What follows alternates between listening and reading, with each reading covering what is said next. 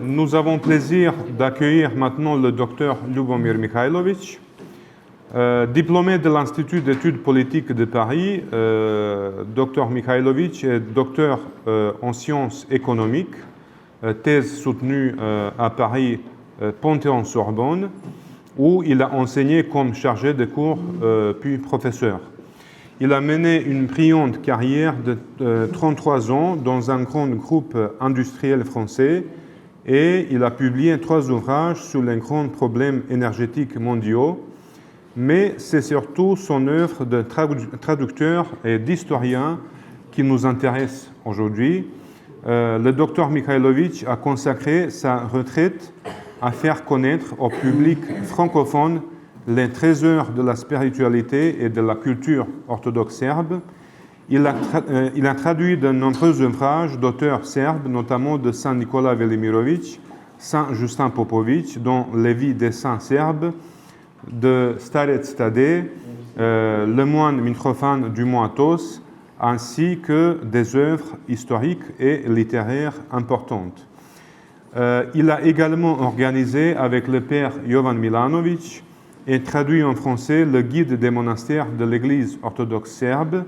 Il a rédigé plusieurs monographies sur divers monastères serbes, dont Ilandar, Žiča, Dečani, Ostrog et d'autres.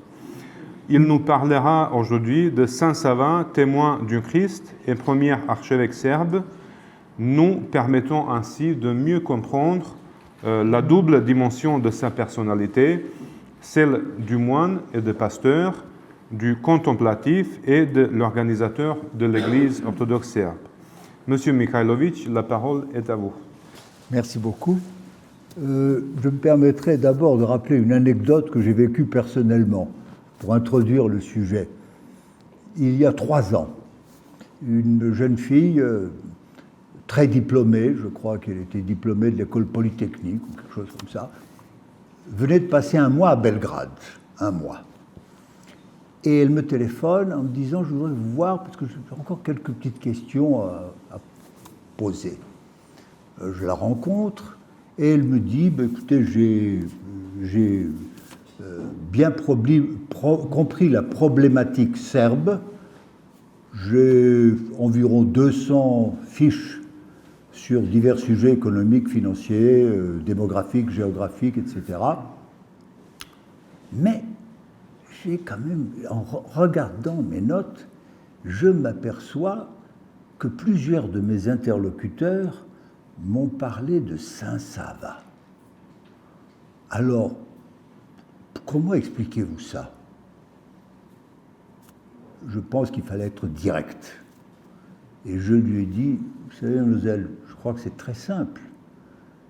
Si Saint Sava n'avait pas existé, si Dieu n'avait pas fait la grâce au peuple serbe de nous accorder comme pasteur Saint Sava, le peuple serbe ne serait pas ce qu'il est aujourd'hui. Et peut-être même qu'il n'existerait pas. Et je me souviendrai de ses grands yeux bleus, tout étonnés. Et elle me dit, ah bon? Je lui dis, écoutez, si vous me donnez quelques minutes, je vais essayer de vous dire pourquoi ce que je dis est vrai. Alors, Saint Sava est au cœur de l'histoire serbe. Je voudrais ici rendre hommage à quelqu'un que j'ai connu à la fin de sa vie, malheureusement, qui s'appelait Vladimir Dimitrijević. Il avait fondé les éditions de l'Âge d'Homme en 1966 et pendant 45 ans, il a édité 4500 livres en 45 ans. Et parmi ces livres, en 2005, est parue l'histoire du peuple serbe. Et c'est lui qui a choisi la couverture, bien entendu, et sur la couverture, qui y a-t-il? Évidemment, Saint Sava, puisqu'il est le symbole, il est la personnification de l'histoire du peuple serbe. J'ajoute que c'est un livre extraordinaire, l'histoire du peuple serbe, malheureusement introuvable sinon sur Internet, où ceux qui le vendent se font beaucoup d'argent. le rééditer serait une bonne cause. Alors, ça marche? Non, ça ne marche pas. Non? Bon. Encore une fois. Voilà. Alors, j'ai intitulé cette conférence « Saint Sava, témoin du Christ ». C'est évident. Pourquoi? D'abord, qui était Saint Sava physiquement? C'est important de nous le montrer. Une fresque le représente, faite de son vivant, 1225, se trouve au monastère de Nilesheva, où il allait être inhumé plus tard. Il est très important de dire que n'est-ce pas, c'est un prince némanitch. Il y a eu 10, 2 fois 5 souverains némanitch du XIIe au XIVe siècle. Le fondateur de la dynastie s'appelait Stefan Nemanja. Il est né à Podgorica, qui est la capitale du Monténégro. Moi, qui suis serbe, je suis évidemment d'origine monténégrine. Je dis évidemment, puisque beaucoup de Serbes sont d'origine monténégrine ou herzégoviniens. Donc, c'est un ensemble unique. Donc, Saint Sava et Saint Siméon sont les fondateurs de ce qu'on appelle Zadužbine, c'est-à-dire les fondations pieuses. Qu'est-ce que c'est? C'est peut-être, à mes yeux, moi qui ne suis ni théologien ni historien, mais je suis un chrétien. En tout cas, je m'efforce de l'être. Les Zadužbine, pour moi, c'est une particularité du peuple serbe. Pour beaucoup d'autres peuples, ce qui les caractérise, c'est la puissance, les châteaux, les forteresses, les grandes demeures historiques. Ce qui caractérise le peuple serbe, c'est le zèle, la perspicacité, la constance de la construction des églises, des monastères, des ermitages, des chapelles. Parce que construire, ce n'est pas laisser une marque pour nous souvenir de ce que nous ont légué nos ancêtres, c'est laisser une marque à nos successeurs et donc nous placer d'emblée dans l'éternité. Quand nous entrons dans une église, l'église c'est le corps du Christ, nous sommes déjà en route. Mais quand nous construisons une fondation pieuse, et les initiateurs de ces fondations pieuses au sein du peuple serbe, c'était Stefan Nemanja et son fils Saint Sava, nous nous efforçons de nous élever, de dépasser nos existences mortelles, de mortels. Le rôle clé des fondations pieuses, nul autre que le patriarche Irénée, de bienheureuse mémoire, il s'est présenté en 2020, il a dit « L'intégralité du passé serbe ne peut pas se concevoir autrement qu'à travers les fondations pieuses, les monastères, les églises, les chapelles, etc. » Il y a ce n'est pas directement lié à Saint Sava, mais c'est son héritage. Il y a un petit monastère près de Banja Luka qui s'appelle Moštanica. Eh bien, ce monastère a été détruit 9 fois et il a été reconstruit 9 fois. Parce que en bâtissant, en reconstruisant, en restaurant les fondations pieuses, nous dépassons nos existences terrestres. Alors, la Serbie au stand de Stefan Nemanja. Nous sommes à la fin du XIIe siècle. Je rappelle que Stefan Nemanja est né en 1113 à Podgorica. Il allait s'éteindre à la toute fin du XIIe siècle. Mais ce qui est extraordinaire, c'est la proximité géographique. Il faut situer de quoi on parle, de quoi s'agit-il, disait le maréchal Joffre. Le lieu de naissance, la capitale de Nemanjić, c'est Ras, qui est à gauche. C'est une très mauvaise carte, mais l'avantage de cette carte, c'est qu'elle situe la proximité des localités les unes par rapport aux autres. Ras est éloigné de ce qui s'appelle aujourd'hui Novi Pazar d'une vingtaine de kilomètres. Et quand vous êtes à Novi Pazar et que vous passez par Kosovska Mitrovica, quand vous descendez vers le champ du Merle, Kosovo-Polje, il y a une centaine de kilomètres. Donc, entre la capitale de Stefan Nemanja, Ras, et le champ des Merles, la bataille du Vidovdan de 1389, il y a 120 kilomètres. Tout est là. Ayons ici une pensée pour les chrétiens orthodoxes qui souffrent le martyre au Kosovo et en Metochi. Entre parenthèses, quand on parle du Kosovo, il faut toujours dire Kosovo et Metochi. Le Kosovo, c'est la partie orientale de cet espace qui fait 10 850 km², même pas 2 départements français, c'est 100 km sur 100, 10 850, et la partie occidentale, c'est la Metochi. En 1968, Tito a supprimé Metochi, jusque-là c'était Kosovo i Metohia, Kosovo et Metochi, en abréviation, en abrégé, ça donnait Kosmet ou Kim, Kosovo i Metohia. Eh bien, en 1968, hop, certains, appelons-les les Albanais ou quelques Albanais, ont dit Metochi, ça veut dire domaine de l'Église, Metochion, supprimons Metochion, qu'il ne reste que le Kosovo. C'est comme si l'Alsace et la Lorraine, au lieu de dire Alsace-Lorraine, on disait Alsace ou Lorraine. Up to you. Bon. La Ras, c'est la capitale de Stefan Nemanja. On l'a vu dans le très beau film qui était au tout début. Donc, c'est très pittoresque, c'est dans la montagne, c'est très vallonné. C'est là que Stefan Nemanja avait sa capitale. C'est là que le jeune Rastko, son fils, a passé son enfance et ses premières années. Stefan Nemanja, avant même de devenir moine et d'aller au Mointos, était un bâtisseur. Et l'une de ses fondations pieuses les plus prestigieuses, sans doute, c'est le monastère de Studenica, qui a été consacré en 1186. C'est là où il sera inhumé plus tard.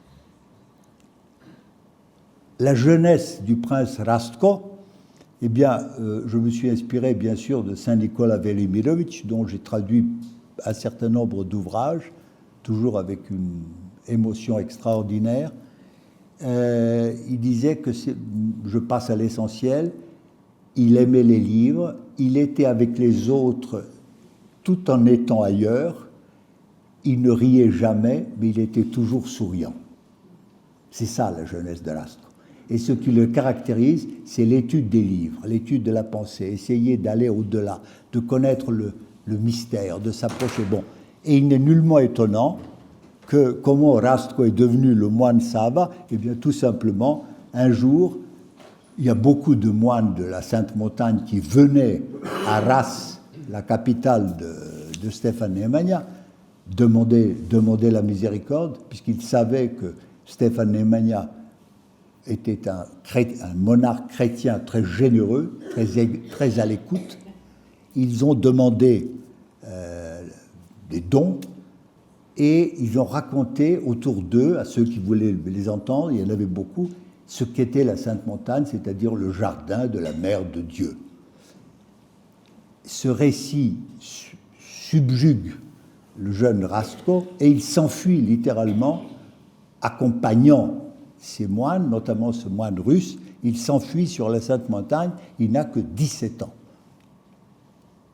Le père obéissant au fils, eh bien, quand Sava, il se fait tonsurer, il y a une poursuite qui est racontée dans la vie de Saint Sava par Saint Nicolas Velimirovic, qui est un livre extraordinaire. La vie de Saint Sava, je l'ai traduite d'anglais en français, parce que Saint Nicolas Velimirovic l'a écrite en 1951.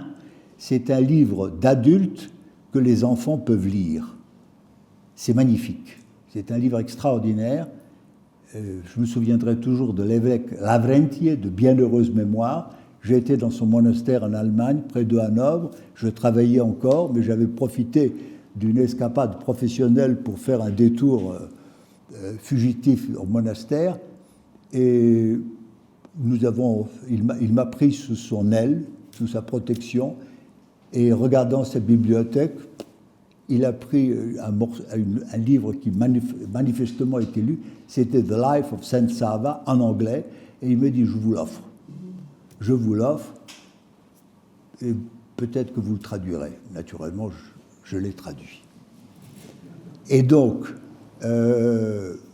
Saint Sava est moine, il passe beaucoup de temps à Vatopédie, où il est merveilleusement accueilli. Je dois dire que Vatopédie est le monastère frère de Khilandar. Quand la fête patronale de Khilandar arrive, c'est Vavedenie, c'est la présentation de la Mère de Dieu au temple le 4 décembre, eh bien, toute la communauté de Vatopédie, qui n'est pas loin, vient. Et de même, pour la fête patronale de Vatopédie, c'est toute la communauté monastique de Khilandar qui se déplace et qui vient communier à la fête commune de Vatopédie. Saint Sava, le moine Sava, sent qu'il faut bâtir, c'est cette obsession, cette absolue nécessité de laisser une trace ici, hic et nunc. Et donc il faut bâtir. Pour bâtir, il appelle son père. Et il dit à son père, si vous voulez me revoir, vous venez sur la Sainte Montagne. Et pour venir sur la Sainte Montagne, il faut d'abord devenir moine.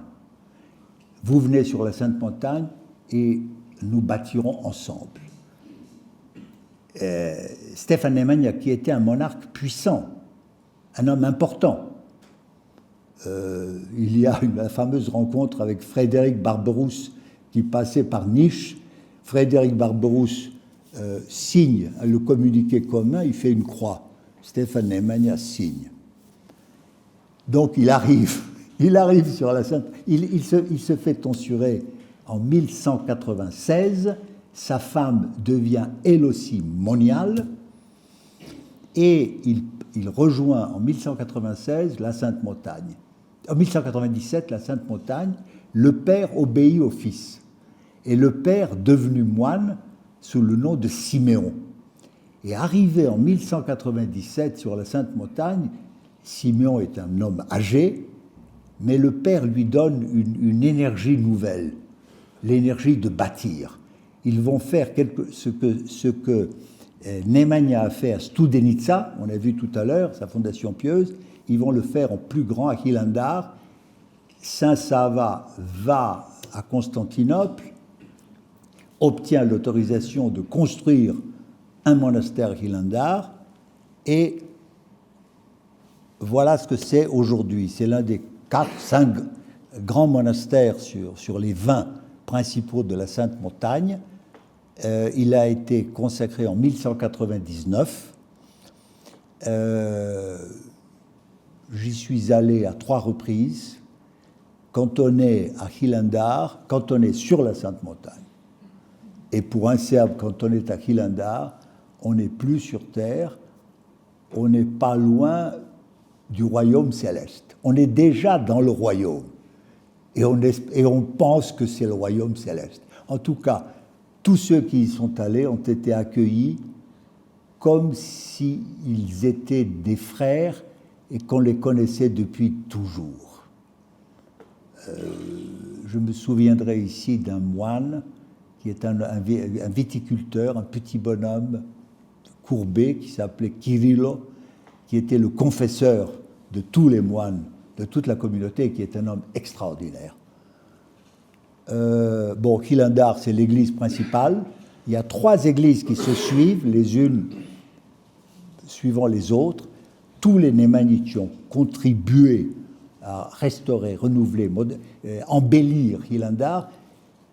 La beauté n'a pas besoin d'être embellie, mais comme nous sommes aussi sur Terre, les humains croient qu'ils peuvent embellir sans cesse. Alors, ils se lancent sans cesse, et sans cesse, Khilandar fleurit, devient de plus en plus...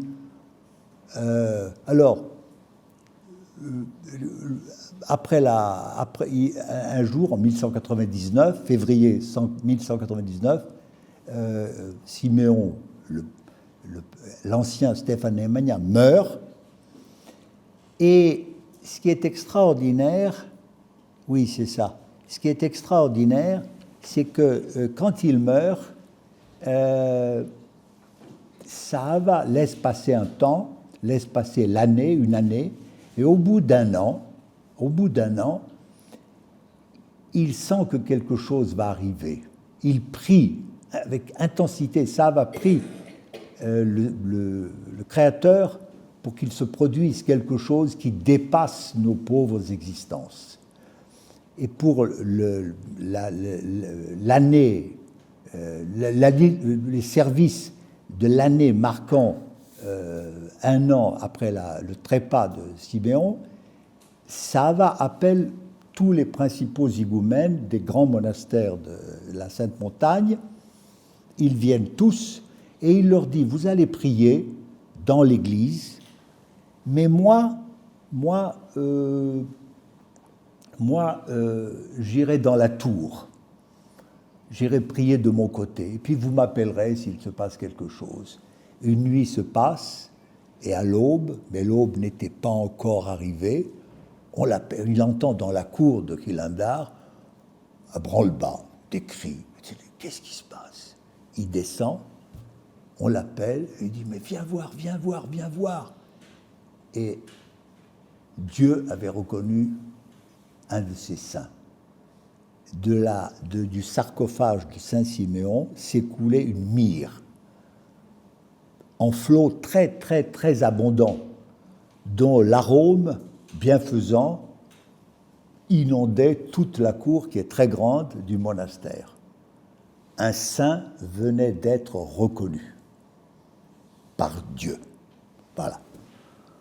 Alors, à la suite de ça, Saint Sahava veut faire son ascèse et il va se réfugier dans une petite maison que j'ai visitée, qu'on a appelée la maison du silence. C'est un ermitage à Cariès, qui est la capitale du Moatos. Et à Cariès, je ne sais pas si j'ai prévu ça. Oui, ça c'est le règle. Attendez.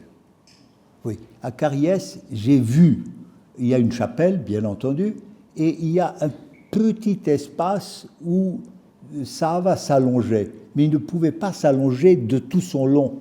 C'est 1 mètre sur 4. 4 mètres de large et 1 mètre de largeur. Donc il ne pouvait s'étendre que sur 1 mètre. Mais il ne pouvait pas s'étendre, donc il ne dormait jamais. Il ne dormait jamais. Il était toujours dans son ascèse.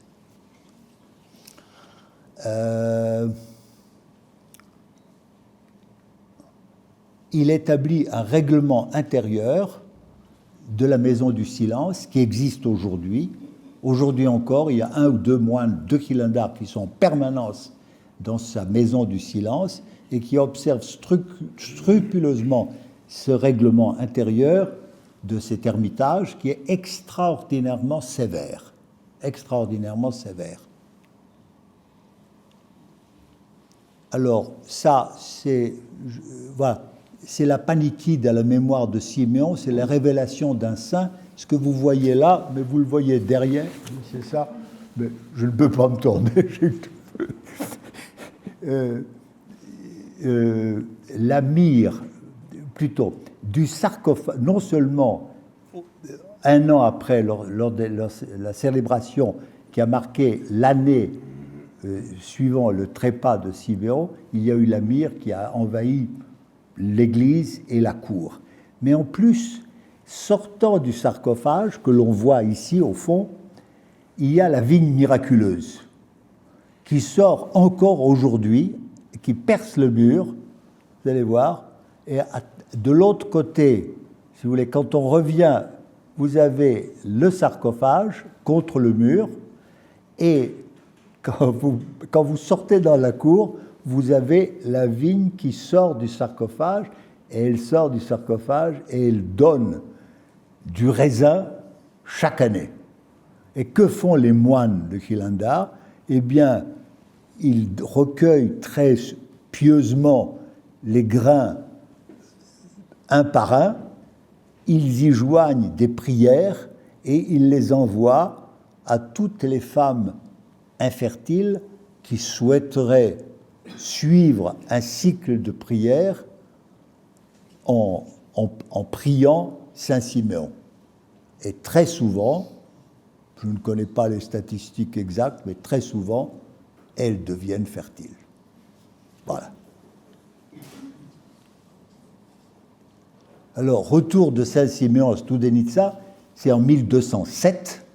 1207, Sava ramène son père à Studenica, qui est la fondation pieuse de Siméon. Et là, de nouveau, à peine les reliques de Saint-Siméon sont-elles installées dans son sarcophage, où elles se trouvent aujourd'hui encore, au monastère de Studenica, que la myrrhe commence à couler. De nouveau, à Studenica.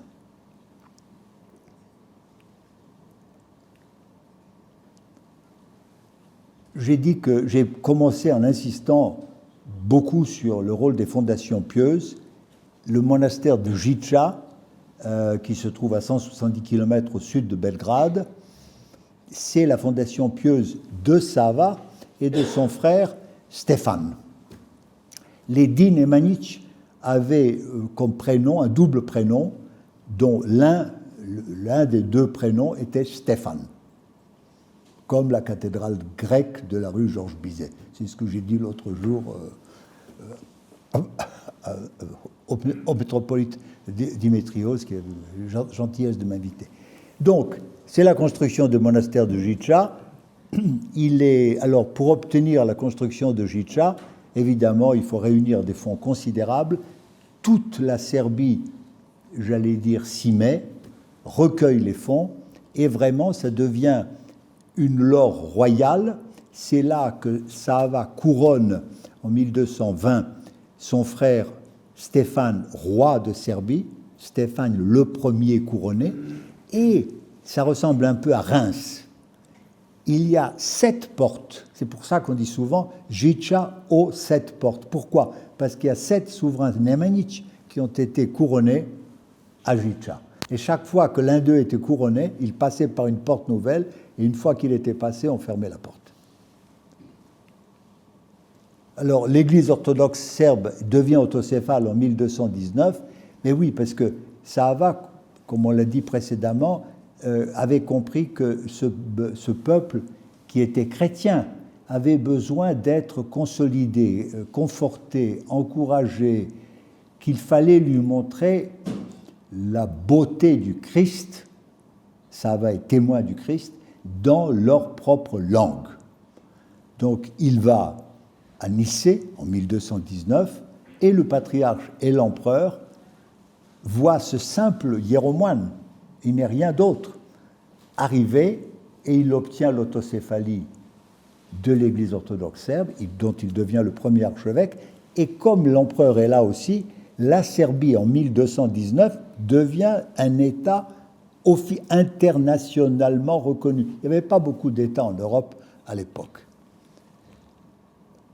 L'illuminateur du peuple serbe. Alors Sava, il est devenu archevêque parce que, d'abord, sa première mission, c'est témoigner du Christ. Le témoin, c'est le martyr. C'est celui qui prépare au martyr. L'histoire serbe, je n'insiste pas là-dessus parce que des voix plus éminentes que moi l'ont dit, elle est pleine de martyrs, mais elle est pleine aussi du Christ. On a souffert le martyr parce qu'on n'a jamais renié le Christ. C'est ça la chose importante. Donc, enseignement, école, hôpitaux, la langue, tout cela, nous le devons à notre illuminateur, c'est Saint Sava. L'Assemblée historique de Jiča en 1220, tous les notables serbes, je dirais le peuple, parce que vous savez, en étant serbe, je ne peux pas être objectif, mais je vous donne mon expérience. Quand vous allez dans une petite localité serbe, au bout de 5 minutes, d'où que vous veniez, l'accueil que vous font les gens vous donne l'impression que vous les connaissez depuis des années. Voilà. Et c'est peut-être plus vrai encore dans les petites localités que dans les grandes villes où l'esprit cosmopolite fait de grands progrès. le sermon sur la foi véritable, ben évidemment, il faut ancrer ce peuple dans le Christ. Qu'est-ce que c'est la foi véritable? C'est le rappel des 7 conciles œcuméniques, c'est le rappel de tout ce qui fait l'essence, la force de l'Église chrétienne. Alors, Saint Sava, quand il a créé, lors de cette assemblée de Jitcha, j'ai oublié de dire une chose, il a établi 9 diocèses, dont 2 sur la côte. Un à Prevlaka et l'autre à Stone, près de Dubrovnik. Donc, si vous voulez, les Serbes sont un peuple protéiforme. Nous ne sommes pas des verticaux, nous sommes verticaux, horizontaux, nous sommes multiformes. On est plus serbe, je le dis vraiment avec toute la conviction dont je suis capable, on est plus serbe à Budva que dans certaines villes de la Serbie dite intérieure. On est plus serbe à Banja Luka ou à Trebinje que dans certaines villes serbes qui, étant en Serbie, ne se sentent menacées par personne. Bon, mais en tant que chrétiens, ils sont menacés partout. Tout le monde est menacé partout. Donc, premier pèlerinage en Terre Sainte, 1229, c'est un besoin essentiel pour Sava d'y aller. Et là, il visite évidemment tous les monastères, il visite la Terre Sainte, etc. Et il se retrouve au monastère de Saint-Sabas. Où est le monastère de Saint-Sabas? Et il est à quelques kilomètres de Bethléem. Fondé en 483 par Saint Sabas, qui veut dire Saint Sava, fin du 5e siècle. Saint Sabas s'est présenté en 536, et là, il se passe des choses extraordinaires.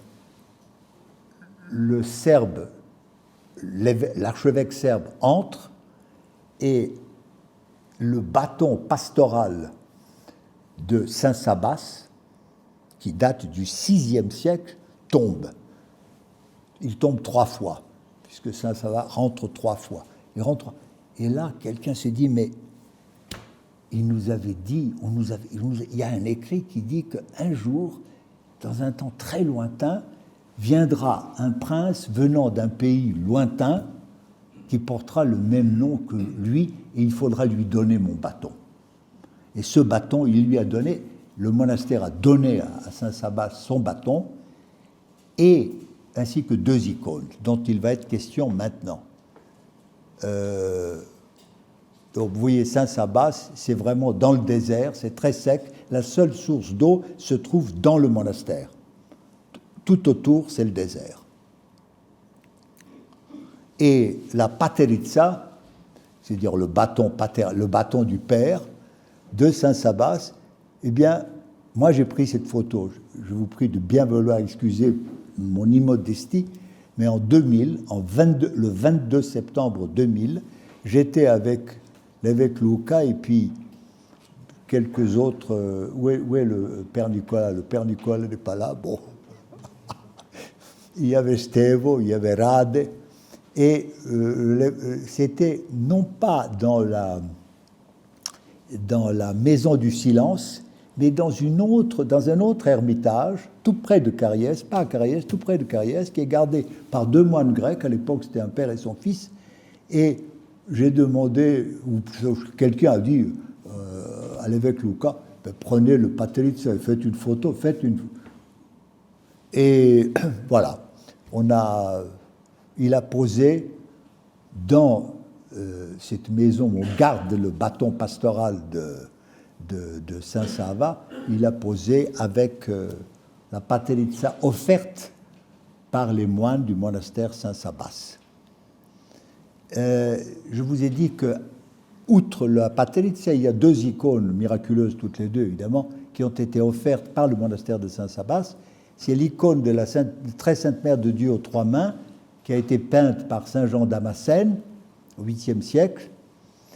Saint Jean Damascène, qui était un dignitaire du calife de Damas, des comploteurs on fait courir des bruits sur Saint-Jean d'Abyssinie, qui complotait contre le calife. On lui a coupé la main, il a prié la Mère de Dieu pour que la main se recolle. Elle s'est recollée, et sur l'icône qu'il a écrite, il a ajouté une troisième main d'argent. Cette icône est l'higoumène du monastère de Hilandar. Et il y a l'icône de la Très Sainte Mère de Dieu nourricière, qui était une icône extraordinaire. On sent le Moyen-Orient, on sent la Terre Sainte. La Mère de Dieu donne le sein à son fils. Et ça, j'ai pris cette photo, mais je l'ai mal prise parce qu'elle n'est pas complète. Mais bon, Saint Sava était tellement ému par le don de l'icône de la Mère nourricière qu'il a placé cette icône à la droite des portes royales de la chapelle de la Maison du Silence, où il faisait son ascèse, et il a mis le Christ, mais le Christ est présent, puisque le théotokos lui donne le sein.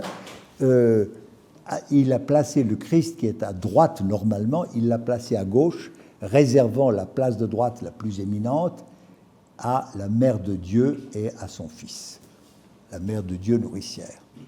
Retour de Saint Sava en Serbie, 1230-1235, il consolide ce qu'il avait déjà créé, ce qui lui permet de retourner en Terre Sainte en 1235. Il visite lors de ce voyage tous les grands monastères.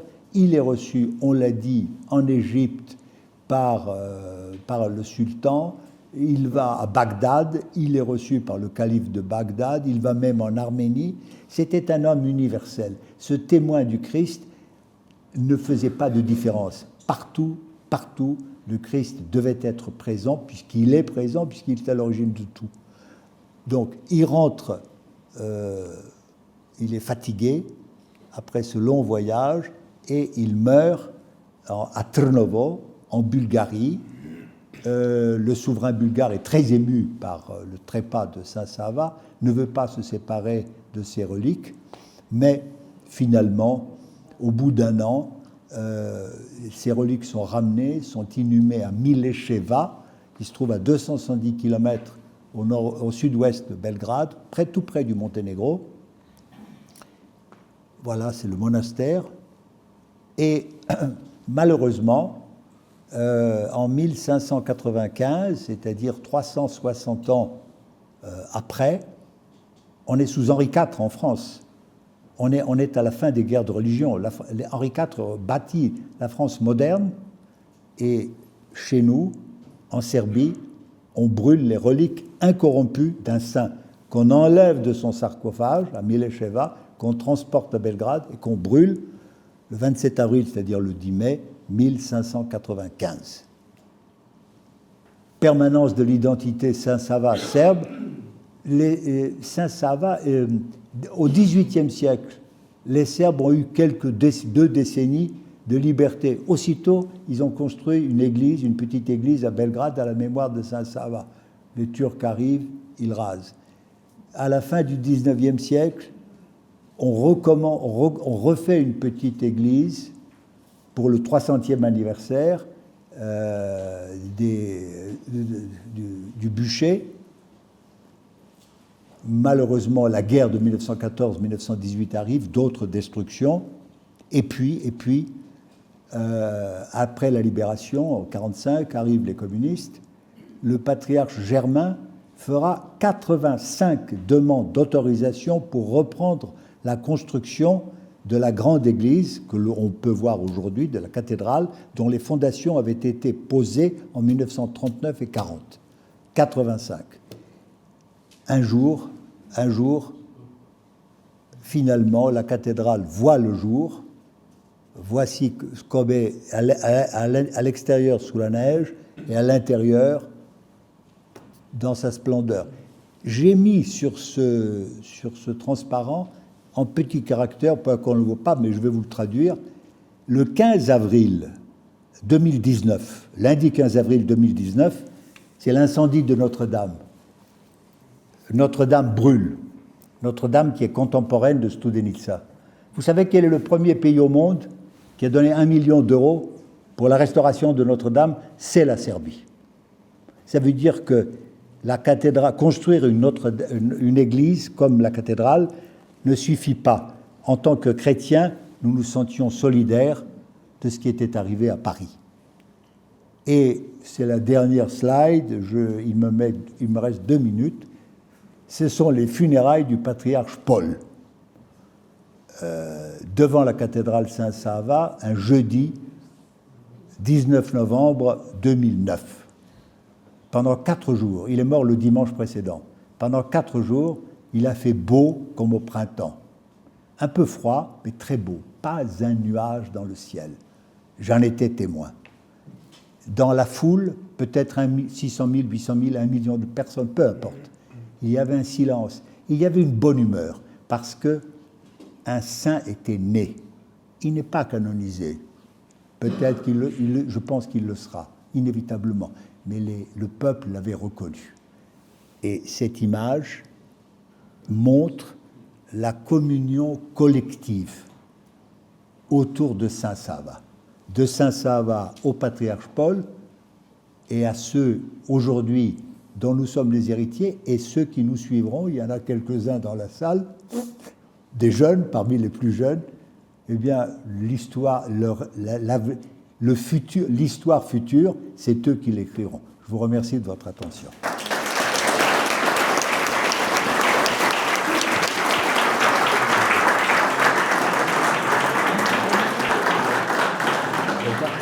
Très bien, parfait. Cher Monsieur Mikhailovitch, merci beaucoup pour cette présentation remarquable qui nous a fait revivre l'itinéraire de Saint-Sava. Donc, vous nous avez montré comment le prince Rastko est devenu le moine Sava et puis, sous le mont Athos, et puis l'archevêque qui a donné à son peuple les fondements de son identité spirituelle ecclésiale. Votre présentation nous a également rappelé cette vérité puissante, même lorsque les reliques de Saint-Sava sont brûlées en 1595, son héritage et sa mémoire n'ont jamais cessé de vivre dans le cœur du peuple serbe. Et permettez-moi d'ajouter un mot personnel. Monsieur Mikhailovitch est pour notre paroisse une figure de sagesse dont nous recevons toujours les paroles avec joie et reconnaissance. Et merci encore, Monsieur Mikhailovitch, pour ce témoignage historique et spirituel qui éclaire la vie et l'œuvre de Saint-Sava.